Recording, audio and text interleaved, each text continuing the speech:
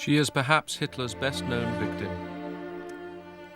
Her book has sold more than 25 million copies and has been translated into at least 55 languages.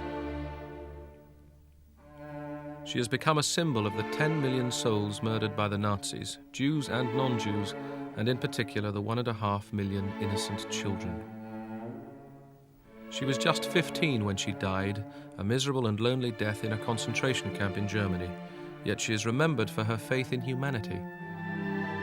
This is the story of the life and legacy of Anna Frank.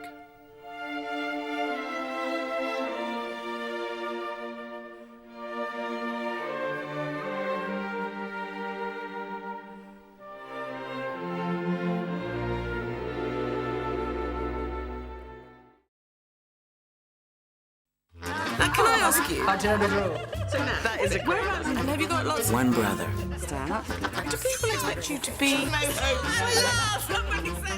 For all your best girl. No boys were attracted to me in that. 7-year-old. Lady clown. There's boys. Do people expect... No. You've got funny... You're funny as Now we're starting. Right, we're starting. Okay, 1, 2, 3, go. Yeah. Grill me. Hello, Dawn French. Hello. Can I call you Joan? No. Or I'd like to call Simple, you Your Your Highness. Majesty. Your Highness, and then ma'am. That works fine. Okay, are you ready? So I'm going to start the questions now.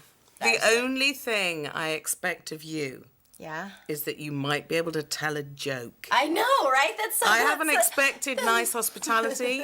I haven't expected even a clean... I gave you water. Do you think there's a relationship between comedy and beauty, then? I've never seen a really beautiful girl say, I want to be a comedian. I'm either going to be a sex goddess or a comedian. I use humour as a charm technique. You know, I am incredibly charming. I know that, you know. And I mean, I know just that by saying that, it's funny. Yeah. It's also true. And I win on both counts, yes, you know, for being do. truthful and for being charming. And so I think that if you can use it in your life to connect to people, because you know, if you make people laugh, they will love you, and that's what I long for and want.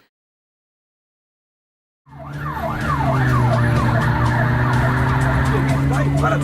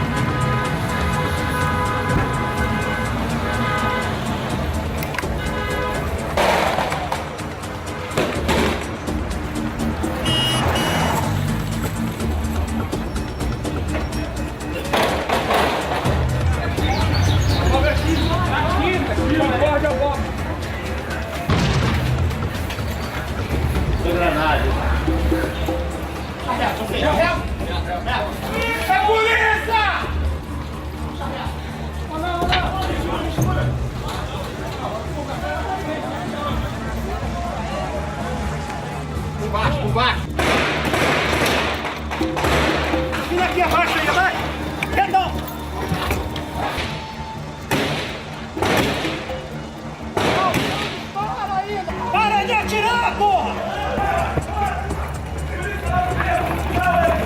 É polícia!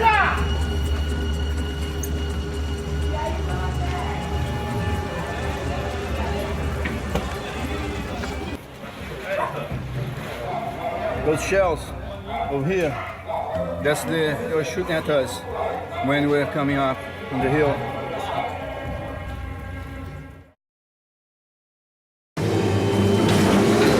Working men together, deciding to do an art appreciation class. Nice outfit, but the top doesn't match the shoes.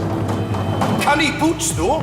Deciding to paint. Who do you think you are, liking paintings in a gallery?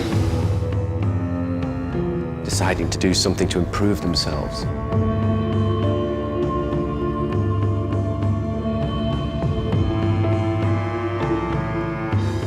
Two explosions and 3 fires. What the fuck was that?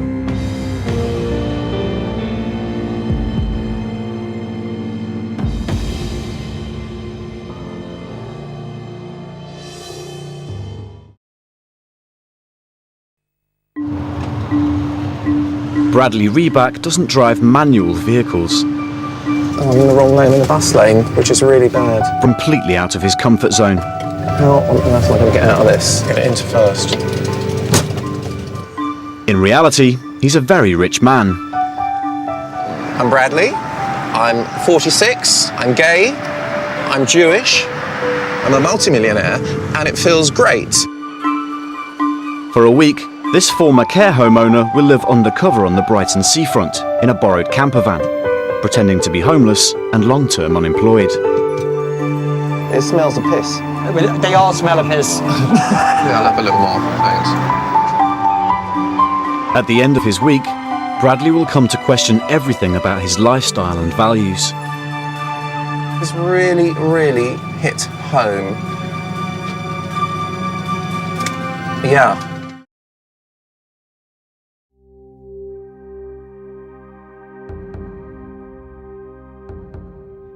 Why in the world am I doing this? Here I am risking my life unnecessarily. Why am I doing this?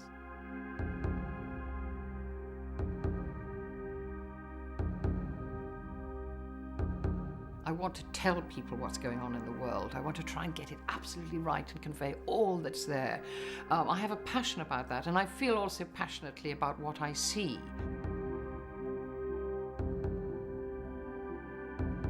When journalists talk about a front row seat in history, that is literally what we had. From the balcony, we saw a unique historical era blown to bits. People think that being a journalist is glamorous. It's not. It's potentially very deadly work. I've been very, very lucky. Others, unfortunately, have not.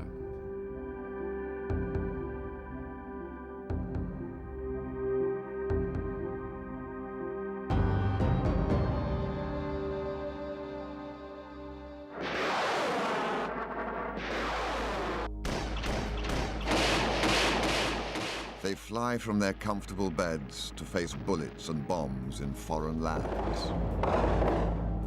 I love going to war. I'm excited by war. Fighting is the easiest story in the world to cover. It really is easy. It's very, very dangerous and may require being in good physical condition, but not much more than that, because it's happening for you. You have to say to yourself, look, I'm obviously not going to get out of this alive, so I don't need to worry about that. I can put that out of my mind.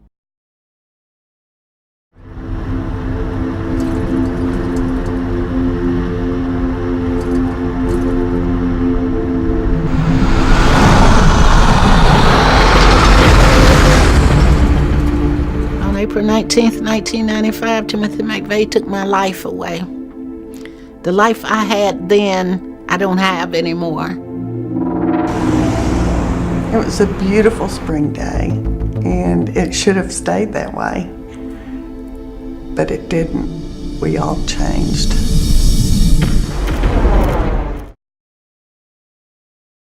First he was a saint. Afterwards he was an alcoholic, a drunkard, a woman chaser, a very handsome man, charming man, and I don't think so I could resist him if he would make advances to me, but he saved us. In first place, he was our savior.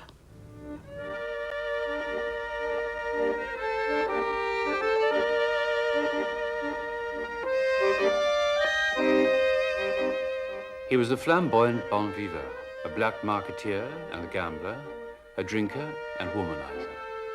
To the Germans, he was a loyal agent for military intelligence. He was also Oskar Schindler, the man who stole Jews from the Nazis.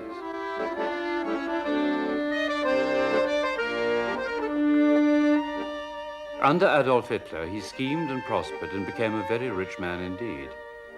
In Czechoslovakia and Poland, he served Hitler's army as a spy. His munitions factory provided for the Nazi war effort. But Oskar Schindler, by building his own concentration camp and at great risk to himself, was the only German in the history of the war to save more than 1,000 Jews from the ovens of the death camps.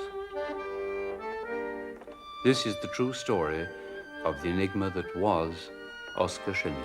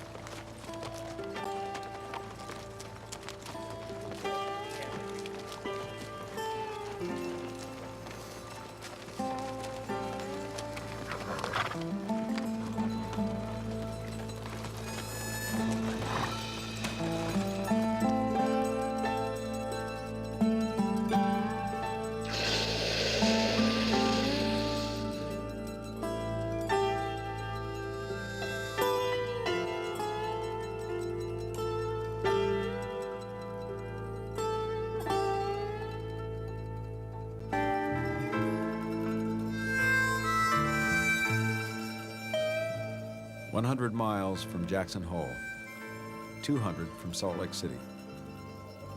In winter, they call it the icebox of the nation.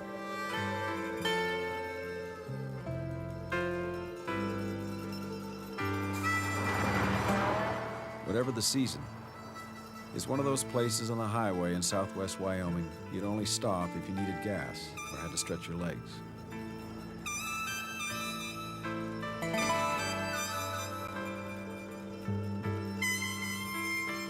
No hamburger chains or housing developments.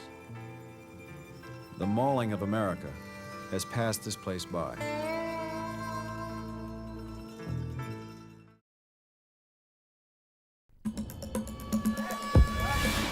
Coming into Cape Town, I tried to feel if Brett was there, and there was nothing. Apartheid damaged us more than we have ever imagined was the case. All of us. I just thought of this beautiful, gentle boy, and I thought of him shot. Seems as if a real tsunami of violence has hit the country. Cut off his ear and removed his eyes, and then they burnt him. It's not good enough anymore just to shoot somebody, they get stabbed and hit over the head with a brick. There is a kind of bloodbath going on in this country. 18,500 people just murdered.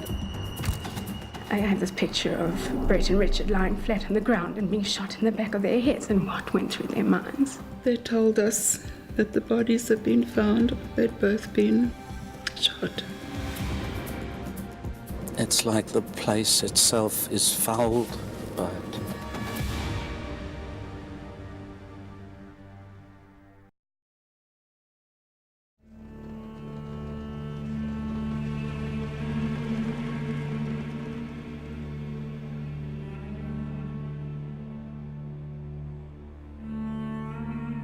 My father was murdered by the Cossacks. He saw an elderly woman being attacked, and he went to try and help her, and they shot him. The Western territories of the Russian Empire in the aftermath of the revolution is absolutely catastrophic. You have the collapse of power. Every group in the population is threatened. No one is safe. It was 1921, before Hitler, before Stalin. They lived in the most dangerous of times, in the most dangerous of places, and they were just vulnerable children. Things were very hard there. I was an animal, I wasn't a human being. We were the lucky ones. I don't know why. one man made it his mission to save them. To bring our children, put himself into danger. He was much more than just an ordinary man. He was a great man.